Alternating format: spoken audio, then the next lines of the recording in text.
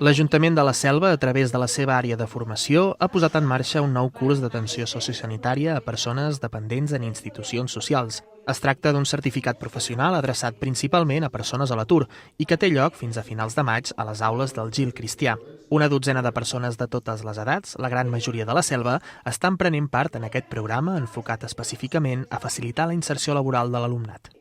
El curs s'estructura en 490 hores, repartides en 370 hores teòrico-pràctiques amb diversos mòduls impartits per professionals del sector, 40 hores de formació complementària i 80 hores de pràctiques en empreses o entitats del territori. La part teòrica s'estructura en mòduls que els donem diferents professionals,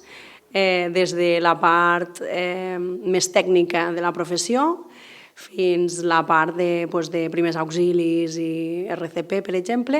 i després una vessant que també és molt interessant, de tema de comunicació amb l'usuari, i després hi ha una part pràctica, que són 80 hores, i les han de fer en un centre sociosanitari o en un centre amb discapacitat intel·lectual.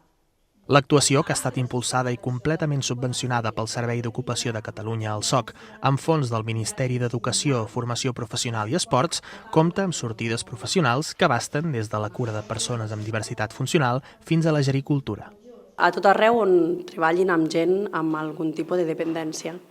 ja sigui, per exemple, en residències, centres de dia, serveis d'atenció a domicili, també podrien anar a centres amb discapacitat intel·lectual, salut mental.